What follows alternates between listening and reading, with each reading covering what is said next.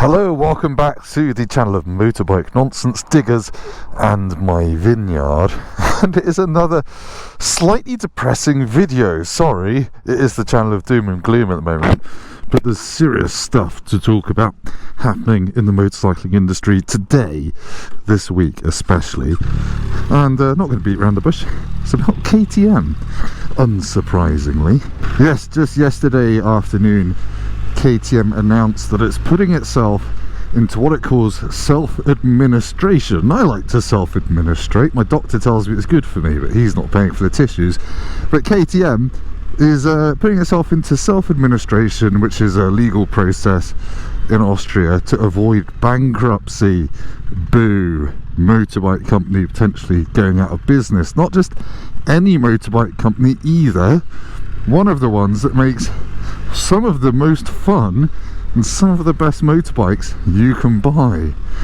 So let's try and unpick it a little bit and work out why, what it really means.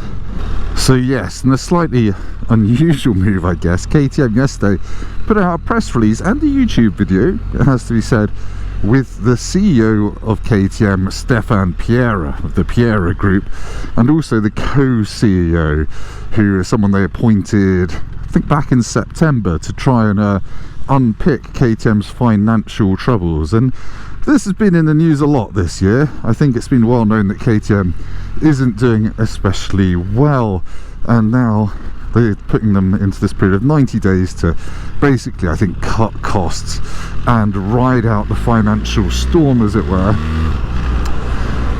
And obviously this is a big human story as well. KTM employs 5,000 people. They say they're Europe's biggest motorcycle manufacturer. 1,000 bikes a day they make, although part of me thinks that might include their overseas bikes. Obviously their main factory for the big stuff is in Mattighofen in Austria, making great orange bikes. And I think a lot of the discussion I've seen around KTM's potential bankruptcy has boiled down to people on the internet just repeating stories about the reliability of their bikes, which have obviously got some basis.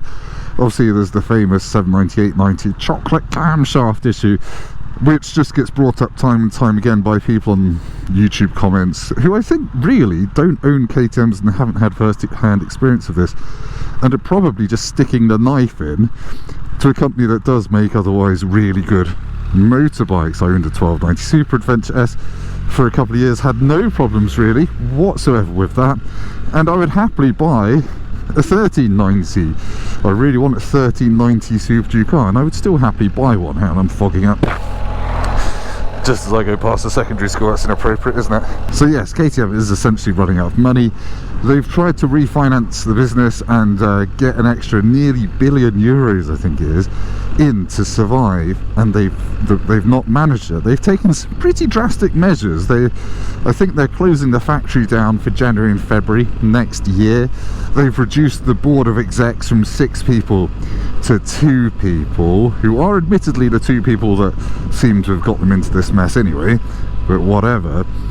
And if you look at what Piera Mobility Group AG, which is the company that owns KTM, has been doing over the past few years, it's been like a period of really rapid expansion. I think during COVID times all the bike sales went through the roof, and there were the golden days of people being locked at home and having wet dreams about riding motorbikes, and that obviously resulted in a massive boost in sales after COVID, which has obviously died off now. We've got the post-COVID recession hitting, and no one can afford toys like 24 grand GS's and things like that. So yeah, it's been up and down. They went through a massive period of acquisition, buying lots of companies, MV Agusta, Gas, Husqvarna, some of the other ones as well, which obviously means you take on all of their debts as well. I don't know the ins and outs for the other companies' debts, but if you're not going to sell the motorbikes you need to cover that, that's multiplies your financial problems.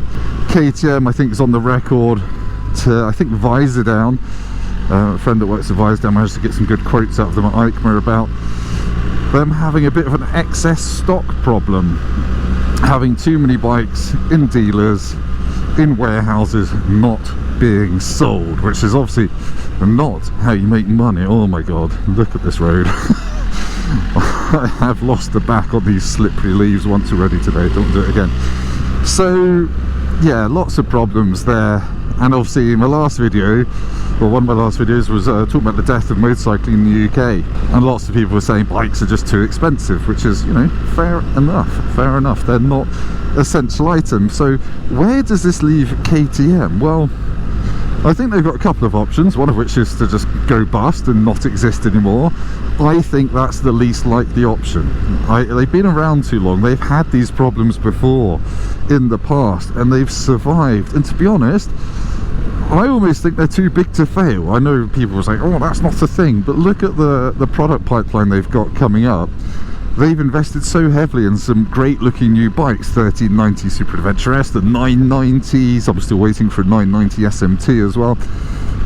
All really good bikes. Clearly the writing has been on the wall a little bit, hasn't it? Because they sell their bikes at big discounts in winter, which ruins the residual values of their old bikes. I've been personally affected by that, and it annoyed me almost to the extent where I questioned buying a KTM ever again, because I don't know if I'll get any amount of money for my bike when I come to sell it. That's not great, and I don't know if it's true, but it used to be the case that KTM would build road bikes for half the year and then off-road bikes the other half year. And obviously off-road is a big market of theirs, but I don't think it's an especially large or profitable one anymore. So lots of problems, but I just think there's some things they can do, like getting rid of some of the brands or selling off some of the legacy brands that they've acquired.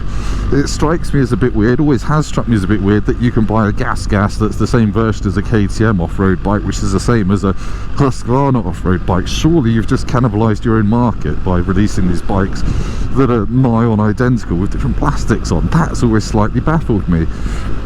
I think KTM should really accept now that it's a road bike business, boil it down to your Super Dukes, your smaller Dukes, and don't let your own brands have the same bikes as you. It just strikes me as a nonsense. But I'm also interested to know in what you lot watching this think will happen, because I struggle with this. Obviously KTM's had some issues around reliability in the past, but I feel like the internet is a bit of an echo chamber. You're only hearing the negative views, you're not hearing the good ones necessarily. And how many of those people whinging about camshaft issues have been directly affected by it? Well, now's your chance to tell me. I'm also of the opinion that if you go and test ride a KTM in most of its segments, super naked, adventure, whatever, against its rivals, the KTM is nearly always the one personally I would want to buy. They're more exciting, they're punchier, they're wilder, and they've got the tech that I like. Though again, that's another issue, isn't it? That bikes have got too much technology. Well, where should we stop progress? Should we just decide that this is enough progress? Whatever. So where was I going with this? Yes, they are brilliant bikes. I just wish more people would go and test ride them and buy them, but you know, that's a KTM dealer problem, isn't it? I've got a funny... oh shit, what's it doing? That's neutral. Oh yeah, oh, that's a pity. I can't go down there. Oh, poor BMW X5. Oh dear. Well, there's my thumbnail anyway. I hate the hill hold control on this bike. I keep forgetting to turn it off. So I just hold up my right foot and say, this is my hill hold control, mate. Bike's got too much technology. So, sorry, yes, where was I? Essentially, I think it's everyone who's ever commented on a YouTube video about KTM's chocolate camshaft. I think you're the reason they're struggling. It's your personal fault, which is a real shame because they make some amazing bikes. There we go, there we have it. But no, more seriously, what do? They can't seem to find any investment, and that's what they need. It does feel like, come on GS third gear, it does feel like they need to find a Saudi investor and just be like, do you know what, we don't care about human rights, we just want to make motorbikes, or something like that, or flog off their old brands and raise some cash that way. It does, to me, feel like a great time if you've got a local KTM dealer still. Sadly I don't, since P&H in Crawley has shut, soon to be turned into a we don't prep our bike superbike factory. I think there are going to be some good deals this winter on KTMs. I mean, that's nearly always true. They do lots of winter price cuts. I was looking at the prices of 1390 Super Duke Rs, the bike that came out, well, start of this year really, or was it a year ago? Can't remember, start of this year. And you can get one, quite low mileage, 2,000 miles on the clock from a dealer on a 24 plate for £13,500. That's about a grand and a half cost to change from my MT10. That is mighty tempting. So keep your eyes peeled if you're feeling brave, if you're confident that KTM won't disappear, and I kind of think it's too established to entirely disappear, then yeah, you're going to take a punt this winter and get a bargain KTM. I'm sorely tempted. There's a bunch of stuff I still want to do to my MT10, such as decatting it and flashing it, etc, but I am also tempted to finally live out my dream and put panniers on a Super Duke car and tour on it next year. But there we go. I just want to know what you think is going to happen, to be honest, because obviously I don't know. They've got 90 days to enact this new self-administration, not masturbating program of headcount reduction, not ejaculation, and hopefully, well, not headcount reduction, of business restructuring, that's what you're meant to call it, and see if they can turn it into a profitable business, or if not a profitable business, just one that can continue to sell maybe fewer motorbikes than they'd anticipated, but still stay alive. So yeah, I think it'd be a massive loss to the motorbike world if we did lose KTM. We'd have slightly worse competition for things like this, and for the super naked class, and for the off-roading, all that good stuff would go. So yeah, and first person to leave a comment about 790 chocolate camshafts, you win Dick of the Year award, unless you're personally affected by one, in which case yeah, crack on. But if you're just repeating stuff you read on forums while living at home with your mum with a Chinese 125 outside, then well, get stuffed. Anyway, thank you for watching. Coming up on the channel soon, we're finally getting to have my Christmas Second World War history program, in which we're going to look at some Nazi megastructures, and I'm not just talking about this GS adventure. And we also are going to have a new Triumph Triumph Scrambler 1200X coming to the channel next, and a bunch of other good stuff into the new year. Hope you're well, hope you're having some autumn brides out.